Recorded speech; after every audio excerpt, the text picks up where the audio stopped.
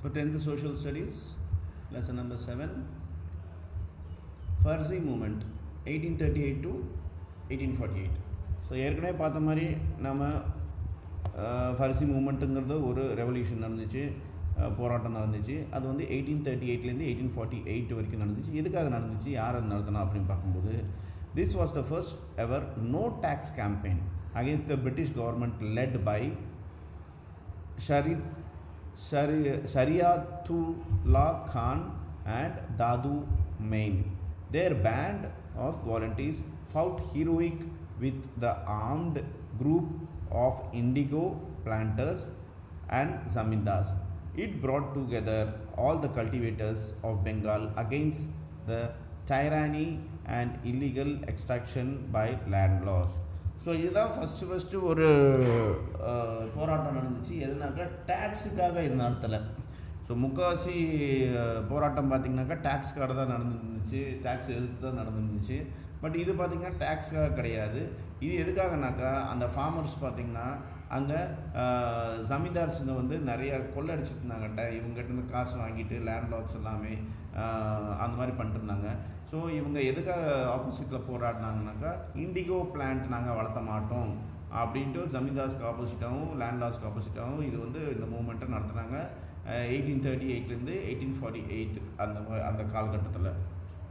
அப்புறம் வஹாபி மூமெண்ட், இது யார் நடத்துனாங்க மெயினாக? இன்னொன்று, இந்த ஃபர்சி மூமெண்ட் யார் நடத்தினாக்கா ஷாரியாத்துல்லா கானும் தாது மெயின், இவங்க 2 பேர் தான் முன்னிறுத்தி நடத்தினாங்க. வஹாபி மூமெண்ட் 1830லேருந்து 1860s வரைக்கும் நடந்துச்சு. The leader of the movement was Syed Ahmad Bareli and Rae Bareli, who was greatly influenced by the teaching of Abdul Wahab and Arabia and Shah Waliullah, a Delhi saint. The movement was primarily religious in its origin. It soon assumed the character of class struggle in some places, especially in Bengal, irrespectively the communal distinction presents until against their landlords. So இந்த Wahhabi moment பார்த்திங்கன்னா first of all யார் சேர்த்து நடத்தினாக்கா, இந்த அப்துல் வஹாபுங்கிறவரும் அரேபியாவிலேருந்து, அதேட்டம் ஷா வாஹிவுல்லா, இவர் வந்து டெல்லியில் ஒரு செயிண்ட்டாக இருந்திருந்தார், சரியா, ஒரு துறவியாக இருந்திருந்தார். ஸோ இவங்க 2 சேர்த்து பேர் பார்த்திங்கனாக்கா இந்த மூமெண்ட்டு வந்து பெரிய லெவலில் இன்ஃப்ளூயன்ஸ் பண்ணது யாருனாக்கா சையத் அகமது பெரேலியும் அவர் ராய்பெரியில் இருந்தவர். ஸோ இவரோட டீச்சிங்ஸ் எல்லாம் பார்த்திங்கனாக்கா இவங்க 2 பேர், இந்த அப்துல்லும் அப்புறம் இந்த ஷா டெல்லியில் இருக்கிற டீச்சிங்ஸை ஃபாலோ பண்ணி இந்த மூமெண்ட்டை ஆரம்பித்தார். எப்போது 1830லேருந்து 1860s வரைக்கும் இந்த மூமெண்ட்லாம் போராட்டம் நடந்துச்சு. இந்த மூமெண்ட்டில் பார்த்திங்கன்னா மெயினாக ஃபஸ்ட்டு ஆரம்பத்தில் மதம் சார்ந்ததாக இருந்துச்சு. அப்புறம் போக போக பார்த்திங்கனாக்கா இந்த ஸ்ட்ரகிள் வந்து கிளாஸ் பேசிஸில் போக ஆரம்பிச்சிச்சு. எஸ்பெஷலி பெங்காலில் பார்த்திங்கனாக்கா இது பெரிய லெவலில் இந்த மூமெண்ட் நடந்துச்சு. இது வந்து அந்த ஒரு கம்யூனிட்டியோட டிஸ்டிங்ஷனும், அப்புறம் பார்த்திங்கனாக்கா இந்த பெசன்ஸ், இந்த சாமி கும்பிட்றவங்க, அவங்களோட மூமெண்ட் வந்து லேண்ட்லார்டுக்கு ஆப்போசிட்டாக இந்த வஹாபி மூமெண்ட்டு நடந்துச்சுன்னு சொல்கிறாங்க. 7.2.2 significance of peasant revolution. So இந்த பெசன்ட் ரெவல்யூஷனில் என்னென்ன இருந்துச்சு சிக்னிஃபிகண்ட்டாக அப்படின்னாக்கா, the aggressive economic policies of British shattered the traditional agrarian system of India and worsened the condition of peasants. The peasant revolution taking place in various parts of country were mainly directed by these policies. Though these revolts were not aimed at uprooting the British rule from India, they created awareness among the Indians. They now felt the need to organize the fight against exploitations and oppressions. In short, these revolutions prepared a ground for various other uprisings such as Sikh War in Punjab and finally revolt in 1857. So இந்த பெசன்ட் ரெவால்ட்டு பார்த்திங்கனாக்கா உங்களுக்கு இந்த British நிறைய rules போட்டிருந்தாங்க, economic policies எல்லாமே நிறைய போட்டிருந்தாங்க, நிறைய டேக்ஸ் எல்லாமே வாங்கிட்டு இருந்தாங்க இந்தியன் மக்கள்கிட்டருந்து. ஸோ இந்த சிஸ்டம் வந்து ரொம்ப வேர்ஸ்ட்டாக இருந்துச்சு இந்தியாவில். அந்த கண்டிஷனை எதிர்த்து தான் இந்த பெசன்ட்ஸ் எல்லாமே பார்த்திங்கன்னா இந்த பெசன்ட் ரிவால்ட்னு ஒன்று ஆரம்பித்தாங்க. இது ஆரம்பிக்கும் போது பார்த்திங்கன்னா வேரியஸ் பார்ட் ஆஃப் கண்ட்ரியில் வந்து நம்ம இந்தியாவில் வந்து இந்த டைரக்ட் பாலிசிஸ் எல்லாம் இருந்துச்சு. ஸோ இதை ஆரம்பித்தாங்க. இந்த போராட்டம் பார்த்திங்கனாக்கா போக போக பிரிட்டிஷ்க்கு வந்து இந்தியாவிலேருந்து வெளியே போகிற லெவலுக்கு இந்த போராட்டம் பெரிய லெவலில் மாறிச்சு. இந்த ஃபைட் ஆல் ஓவர் இந்தியாவில் இருக்க மக்கள் எல்லாமே பெரிய லெவலில் எதிர்க்க ஆரம்பித்தாங்க. இது எதுக்கு ஒரு ஸ்டார்டிங்காக இருந்துச்சுனாக்கா சிக் வார், பஞ்சாபில் சிக் வார் ஆரம்பித்ததுக்கப்புறம் அதுக்கும் இது ஒரு ஸ்டார்ட்டாக இருந்துச்சு. அப்புறம் ரெவால்ட் 1857லேருந்து நம்ம ஃப்ரீடம்காக போராட ஆரம்பித்தோம், அதுக்கும் இது ஒரு வேராக இருந்துச்சு, ஸ்டார்டிங் பாயிண்ட்டாக இருந்துச்சு இந்த பெசன்ட் ரெவால்ட் அப்படின்னு சொல்கிறாங்க. 7.2.3 ட்ரைபல் ரெவால்ட்ஸ். ட்ரைபல்னாக்கா மலைவாழ் மக்கள், அவங்களும் போராட்டம் பண்ணியிருக்காங்க. அது என்னன்னு நம்ம பார்ப்போம். Another group of people who revolted against the British rule were the tribals. The tribal groups were an important and integral part of Indian life. Before the annexion of and subsequent incorporation in the British territories, they had their own social and economical system. These systems were traditional in nature and satisfied the needs of tribals. Each community was headed by the chief who managed the affairs of the community. They also enjoyed the independence regarding the management of their affairs. The land and forest were their main source of livelihood. The forest provided them with basic items which they required for survival. The tribal communities remained isolated from the non-tribals. So இந்த tribals பார்த்திங்கனாக்கா உங்களுக்கு ஏற்கனவே சொன்ன மாதிரி மலைவாழ் மக்கள், இவங்களையும் பார்த்திங்கனாக்கா இந்த பிரிட்டிஷ்காரங்க அவங்களோட டெரிட்டரிஸு, இந்த மலைவாழ் மக்கள் பார்த்திங்கன்னா இந்தியன் ஹிஸ்ட்ரியிலேயே பார்த்தீங்கன்னா ரொம்ப இம்பார்ட்டண்ட்டான ஒரு பார்ட் ஆஃப் த இந்தியன் லைஃப்பில் இவங்க இருக்கிறாங்க. பட் இவங்களையும் பார்த்திங்கனாக்கா இந்த பிரிட்டிஷ்காரங்க அடிமைப்படுத்தணும்னு நினச்சி நிறைய எக்கனாமிக் சிஸ்டமு, அப்புறம் சோஷியல் வந்து சொசைட்டி, அவங்களோட சொசைட்டியை ரொம்ப டிஸ்டர்ப் பண்ண ஆரம்பித்தாங்க. இது ட்ரைபல்ஸ் பீப்புளுக்கு வந்து ரொம்ப ப்ராப்ளமாக இருந்துச்சு. அவங்க கம்யூனிட்டியும் சரி, அவங்க டெய்லி மேனேஜ் பண்ணுற அஃபேர்ஸ்லையும் சரி ரொம்ப ப்ராப்ளமாக வர ஆரம்பிச்சிச்சு. ஸோ இந்த இண்டிபெண்டன்ஸ், அவங்க அந்த சுதந்திரத்தையே வந்து இந்த பிரிட்டிஷ்காரங்க எடுக்கிற லெவலுக்கு எடுத்துட்டாங்க சொல்ல போனாக்கா. அவங்களோட ஃபாரஸ்ட், இந்த லேண்டு, அவங்களோட சோர்ஸ், அவங்க டெய்லி வாழ்வாதாரத்துக்கு என்னென்ன சோர்ஸோ இதெல்லாமே வந்து இந்த பிரிட்டிஷ்காரங்க கை வைக்க ஆரம்பித்தாங்க. ஸோ இந்த ஃபாரஸ்ட்டை வந்து ப்ரொவைட் பண்ண, அதாவது காப்பாற்றுறதுக்காகவும் சர்வைவலுக்காக இவங்க அங்கே இருக்கிறதுக்காகவும் இந்த கம்யூனிட்டிஸ், ட்ரைபல் கம்யூனிட்டிஸ் பார்த்திங்கனாக்கா இந்த நான் ட்ரைபல்ஸோட வந்து ஐசோலேட்டடாக யாரையும் கலந்துக்காமல் இருந்தாங்க. The British policies proved harmful to the tribal society. These destroyed the relatively self-sufficient economic and communities. The tribal groups of different religion revolted against the Britishers. Their movement were anti-colonial and nature-based because they were directed against the colonial administration. The tribal used traditional weapons, mainly bows and arrows, and often turned violent. The Britishers dealt severely with them. They were declared criminals in the anti-social, and the property was confiscated. They were imprisoned and many of them were hanged. The tribal movement in India remained confined to some religion only, but it did not lag behind other social groups and regard participation in the anti-colonial movement. We shall now read about some major tribal revolts took place against British rule. So ஏற்கனவே சொல்கிற மாதிரி இந்த பிரிட்டிஷ்காரங்க பார்த்திங்கன்னா ட்ரைபல்ஸோட வாழ்க்கையும் வந்து ரொம்ப disturb பண்ண ஆரம்பித்தாங்க, ஃபாரஸ்ட்டெல்லாம் அழிக்க ஆரம்பித்தாங்க. இவங்களுக்கு டெய்லி சர்வைவலுக்கு உண்டான விஷயத்துலேயும் வந்து இவங்க ப்ராப்ளம் கொடுக்க ஆரம்பித்தாங்க. அல்லாமல் அவங்க நிலத்தெல்லாம் இது பண்ணிட்டு அவங்கள அடிமைப்படுத்திருந்தாங்க. இந்த ட்ரைபல்ஸோட கேரக்டர் நேச்சர் என்னென்னாக்கா அவங்க ஆகுன்னா சண்டை போட ஆரம்பிச்சிடுவாங்க கோவப்பட்டு. அவங்க சேஃப்டிக்காக அவங்க அதாவது வில்லும் அம்பு மட்டும்தான் வச்சு சண்டை போட்டுருந்தாங்க. அதுக்கப்புறம் இந்த பிரிட்டிஷர்ஸ் ரொம்ப அவங்ககிட்ட டீல் பண்ணாங்க. அதுக்கப்புறம் இவங்களுக்கு அரெஸ்ட் பண்ணி இவங்க எல்லாத்தையும் ஒரு கிரிமினல்ஸ் மாதிரி சொன்னாங்க. இவங்களாம் ஆன்டி சோஷியல் கிரிமினல்ஸ் அப்படின்னு அரெஸ்ட் பண்ண ஆரம்பித்தாங்க. அரெஸ்ட் பண்ணதான் நிறைய பேர்த்த வந்து தூக்குலையும் போட்டாங்க இவங்களை அடக்கிறதுக்காக. ஸோ இந்த மாதிரிலாம் நிறைய ப்ராப்ளம்ஸ் கொடுத்துட்டு இருந்தாங்க. இது பெரிய லெவலில் ப்ராப்ளமாக ஆரம்பிச்சிச்சு. ஸோ இதுதான் பார்த்திங்கனாக்கா ட்ரைபல் ரெவால்யூட் ஆரம்பிக்கிறதுக்கு ஒரு ஸ்டார்டிங் பாயிண்ட்டாக இருந்துச்சு அப்படின்னாங்க. அதில் ஒரு சில ட்ரைபல் ரெவால்ட் அங்கங்கே நடந்துச்சு நாட்டில். அதில் ஒரு சிலதெல்லாம் என்னென்னு இப்போ பார்க்க போகிறோம். ஃபஸ்ட்டு சந்தால் ரெவல்யூஷன் 1855லேருந்து 1857, அந்த 2 வருஷம் நடந்துச்சு சந்தாலுங்கிற இடத்துல. அது எங்கன்னு பார்ப்போம். The area of concentration of Santhal was called Daman-i-Koh or Santhal Pargana. It extended the Bhagalpur in Bihar and north to the Orissa in the south of stretching of Hazaribagh to the borders of Bengal.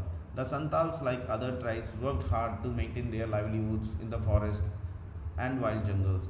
They cultivated their land and lived a peaceful life which continued till the British official brought them traders, moneylenders, zamindars, and merchants. They were made to buy goods and on credit and forced to pay back with a heavy interest during harvest time. As a result, they were sometimes forced to give the Mahajans not only their crops but also plough bullocks and finally the land. Very soon they became the bonded labor and could serve only their creditors. The peaceful tribal community were now up in the hands against the officials, zamindars, and moneylenders who were exploiting them. Sindhu and Kanu were the leading Santal rebel leaders. So இங்கே என்னன்னாக்கா இது 1855 வந்து 1857 2 வருஷம் நடந்துச்சு. சந்தாலுங்கிறது எங்கே இருக்குன்னாக்கா அதை வந்து தமைனி கோர்னு கூட சொல்லுவாங்க, இல்லாட்டி சந்தால் பிரகனான்னு கூட சொல்லுவாங்க. இது எங்கே இருக்குன்னாக்கா பாகல்பூர், அதாவது பீகாரில் இருக்க பாகல்பூர்லேருந்து நார்த் ஒரிசாவில் வந்து பார்த்திங்கனாக்கா அது சவுத்து, அதாவது ஹசரிபாகுங்கிற இடம் இருக்குது, அது வரைக்கும் ஸ்ட்ரெச் ஆகுது இந்த பார்டர் பெங்காலில், ஒரிசாலேருந்து பெங்கால் வரைக்கும்.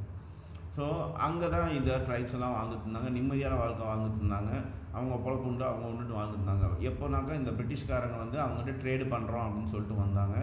அப்போ வந்து ஜமீன்தார்ஸையும் மணி லெண்டர்ஸ்னால் வட்டி காசு கொடுக்குறவங்க, ஜமீன்தார்ஸ்னாக்கா அந்த லேண்ட் ஹோல்டர்ஸ், இவங்க எல்லாத்தையும் வந்து இன்ட்ரடியூஸ் பண்ணுற வரைக்கும் அவங்க நிம்மதியாக இருந்தாங்க. அதுக்கப்புறம் என்ன ஆச்சுனாக்கா இந்த மணி லெண்டர்ஸ் வந்து ஃபோர்ஸாக அவங்கள வந்து ஒரு சில ப்ராடக்ட்ஸ் கூட்ஸை வாங்க சொல்லிச்சாங்க, கடன் வாங்க வச்சாங்க. அதோட அறுவடை டைமில் பார்த்திங்கனாக்கா உடனே கடன் கட்டி அவங்க நிறைய இன்ட்ரெஸ்ட்லாம் போட்டு அவங்க பணம் சம்பாதிக்க முடியாத அளவுக்கு பண்ணிட்டாங்க. இதனால் என்ன ஆச்சுனாக்கா அவங்க இந்த மகாஜன்ஸ்க்கு பார்த்திங்கனாக்கா அவங்க க்ராப்ஸ் மட்டும் கொடுக்காம அவங்களோட நிலத்தையே கொடுக்க வேண்டியதாக போச்சு, அவங்க புல்லக் காசும் கொடுக்க வேண்டியதாக போச்சு. ஃபைனலி சாப்பாடுக்காக என்ன பண்ண வேண்டியதாச்சுனாக்கா அவங்க ஒரு அடிமை மாதிரி ஆகிட்டாங்க. பாண்டட் லேபர்னாங்க, ஒரு வருஷத்துக்கு இத்தனை இவ்வளோ தான் காசு கொடுப்பேன், நீ வருஷம் ஃபுல்லாக எனக்கு வேலை செய்யணும், இதுதான் பாண்டட் லேபர்பாங்க. ஸோ அந்த மாதிரி வேலை செய்ய ஆரம்பித்தாங்க. அவங்க கடைசி வரைக்கும் கடன்காரனாக வாழ்ந்துட்டு இருந்தாங்க. ஸோ இது வந்து அந்த ட்ரைபல் கம்யூனிட்டிஸோட பீஸு, அதாவது அமைதியை கெடுத்து விட்டுடுச்சு. இதனால் பார்த்திங்கனாக்கா இந்த ஜமீன்தார்ஸ், மணி லெண்டர்ஸ், பிரிட்டிஷ் ஆஃபீஸருக்கு எதிர்க்கில் சித்து அண்ட் கன்னு அப்படிங்கிற 2 லீடர் பார்த்திங்கனாக்கா சந்தார் ரிபல் லீடர்ஸு அவங்க வந்து இந்த ரிபலை லீடு பண்ணாங்க. They gave a heroic fight to British government. Unfortunately, the Santhal revolution was crushed in an unequal battle, but it became the source of inspiration in future agrarian struggles. இது வந்து பெரிய லெவலில் அவங்க 2 பேரும் சண்டை போட்டாங்க, பிரிட்டிஷ் எல்லாம் திணறிட்டாங்க. பட் இது ஒரு ஃபெயிலியர் ஆகிடுச்சு. ஏன்னா அங்கே வந்து பிரிட்டிஷ்காரங்க வந்து இதை வந்து க்ரஷ் பண்ணிட்டாங்க இந்த இதை. ஸோ கீழே பார்த்துக்கிறது பார்த்திங்கனாக்கா திரக் மஞ்சி அவரோட ஒரு உருவ பொம்மை போட்டிருக்காங்க, அவர் போராடுற மாதிரி. இவர் தான் பார்த்திங்கன்னா பெரிய லெவலில் ஸ்ட்ரகிள் பண்ணாங்க. என்ன தான் இந்த ஸ்ட்ரகிள் வந்து ஃபெயிலியர் ஆனாலும் இது நெக்ஸ்ட் வர ஒரு ரெவல்யூஷனுக்கு வந்து ஒரு யூஸ்ஃபுல்லான ஒரு விஷயமா இருந்துச்சு, ஹெல்ப்ஃபுல்லாக இருந்துச்சுன்னு சொன்னாங்க, இன்ஸ்பிரேஷனாக இருந்துச்சுன்னு சொல்கிறாங்க. நெக்ஸ்ட் முண்டா ரெவல்யூஷன் 1899 to 1900 ஒரு வருஷம் நடந்திருக்கு. இந்த முண்டா ரெவல்யூஷனுங்கிறது எங்கன்னு பார்ப்போம்.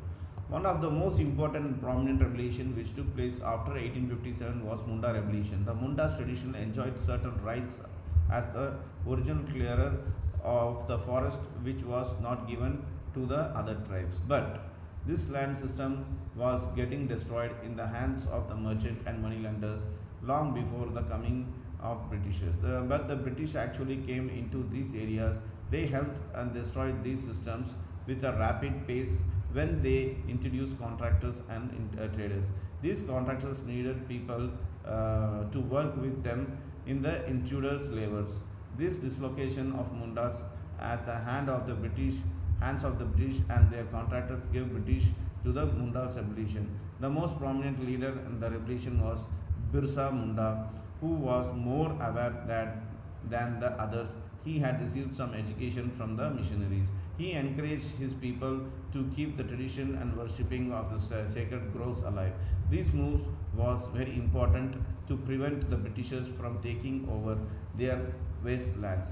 For this, Birsa Munda fought against the moneylenders, Mahajans, and English officials. He attacked the police station, churches, and missionaries. Unfortunately, the rebels were defeated and Munda died in prison soon after 1900. But his sacrifice did not give in vain.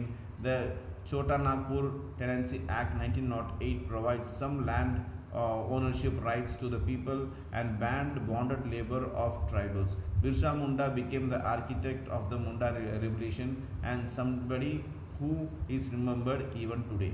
So கீழே போட்டிருக்கிறது தான் பிர்சா முண்டா. இவர் தான் பார்த்தீங்கன்னாக்கா இந்த முண்டா revolution ஆரம்பித்தவர் 1899 1900 வரைக்கும். இது பார்த்தீங்கன்னா 1857 அப்புறம் நடந்த ஒரு பெரிய ரெவல்யூஷன் சொல்கிறாங்க. இன்றைக்கு வரைக்கும் இது வந்து ஞாபகப்படுத்தப்படுது. இது பார்த்தீங்கன்னாக்கா என்ன பண்ணாங்கன்னா இதில் மறுபடியும் இந்த பிரிட்டிஷ்காரங்க பார்த்தீங்கன்னாக்கா அவங்களோட டோட்டலான சிஸ்டமையே பார்த்திங்கன்னா பெரிய லெவலில் வின் பண்ணிட்டாங்க.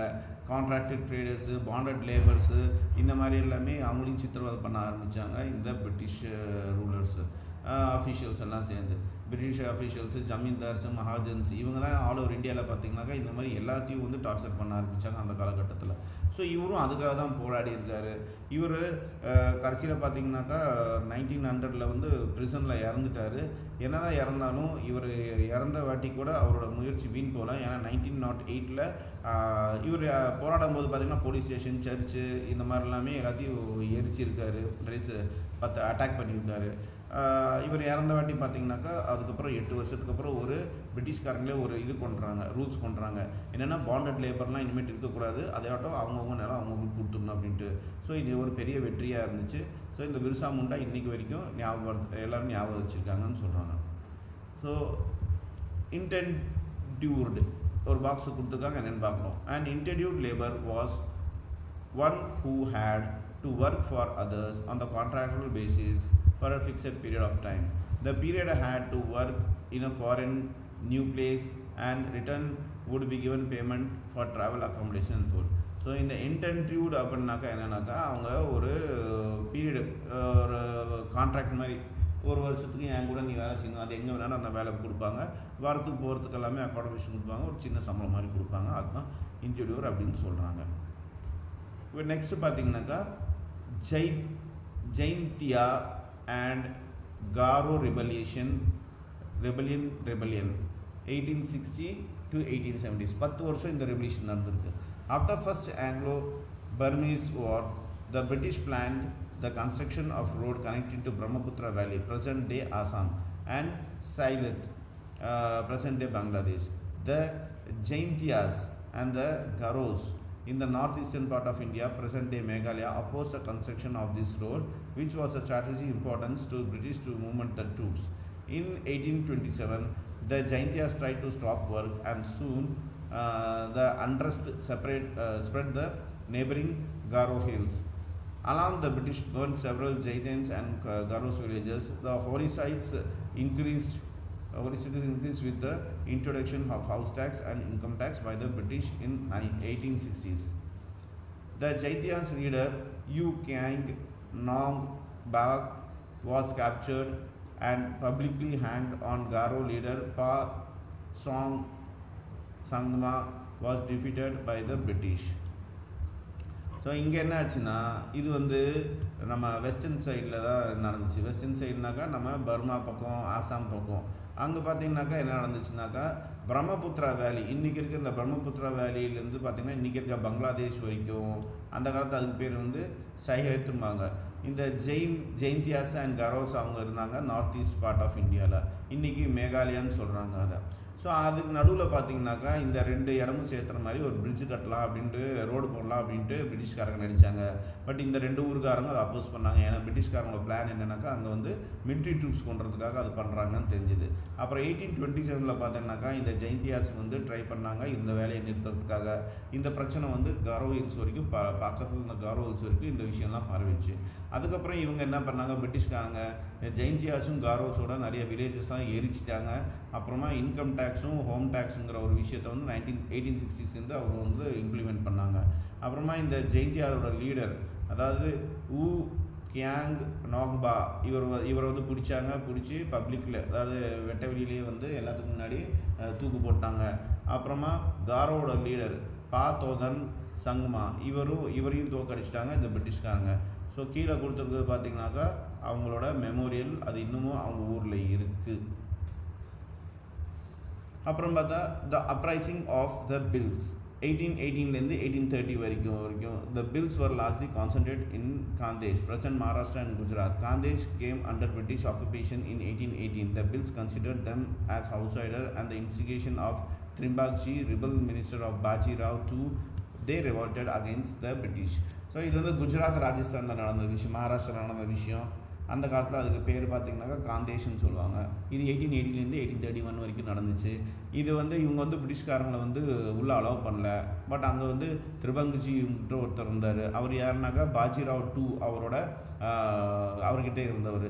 இவர் வந்து போராட ஆரம்பித்தார் பிரிட்டிஷ் எதிர்ப்பில். தென் த கோல் அப்ரைசிங் 1931 to 1932.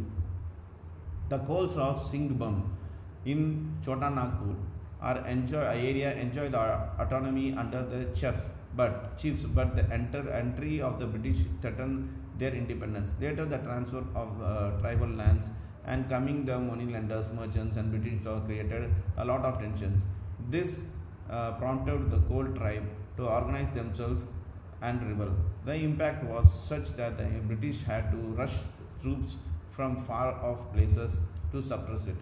ஸோ இது பார்த்திங்கனாக்கா இந்த சோட்டா நாக்பூரில் ஒரு ஏரியாவில் நடந்த விஷயம். இதுவும் இந்த பிரிட்டிஷ்காரங்க வந்து எல்லாத்தையும் மிரட்டி உருட்டி இந்த மாதிரி அவங்களுக்கு சுதந்திரத்துலாம் பறிச்சுட்டு இருந்தாங்க. இது அவங்களுக்கு பிடிக்கல. ட்ரைபல் லேண்ட்ஸ் எல்லாத்தையும் பார்த்திங்கன்னா இந்த மணி லெண்டர்ஸ், மர்ச்சன்ட்ஸு இவங்க எல்லாமே எடுக்க ஆரம்பித்தாங்க. இது பெரிய டென்ஷன் கொடுத்துச்சு அந்த கோலுங்கிற சமுதாயத்துக்கு. அவங்க வந்து பிரிட்டிஷ்க்கு ஆப்போசிட்டில் இது வந்து போராட ஆரம்பித்தாங்க. இந்த போராட்டம் பெரிய லெவலில் போச்சு. பிரிட்டிஷ்காரங்க திணறிட்டாங்க. அதை அடக்கிறதுக்கு தூரத்துலேருந்து ஆர்மியெல்லாம் கூப்பிட்டு வந்தாங்க பிரிட்டிஷ்காரங்க. த மேப்பிலா uprising 1836 to 1854. The Mappilas were the Muslims cultivating tenants, landless laborers and fishermen of Malabar regions. The British occupations of Malabar region and their new lands laws along with their atrocities of land laws, mainly Hindus, led Mappilas to revolt against them. It took many years for the British to crush the Mappilas. So இது வந்து மலபார், நம்ம Kerala area தான் மலபார்னு சொல்லுவாங்க. 1836 1854 வரைக்கும் நடந்துச்சு.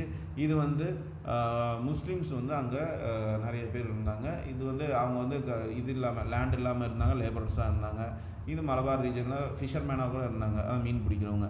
பிரிட்டிஷ்காரங்க அந்த ஏரியாவை பிரிச்சுட்டாங்க, மலபார் ஏரியாவை. அப்புறம் புது லேண்ட்ஸ் எல்லாம் லாஸ் எல்லாமே கொண்டு வந்தாங்க, லேண்ட் லாஸு. ரொம்ப பெரிய அட்டகாசம் பண்ணாங்க. அதுவும் ஹிந்துஸ் ஆப்போசிட்டில் ரொம்ப அட்டகாசம் பண்ணாங்க. ஸோ இந்த மாப்பிலாஸ் ரெவால்ட் வந்து ஆரம்பிச்சுது. இந்த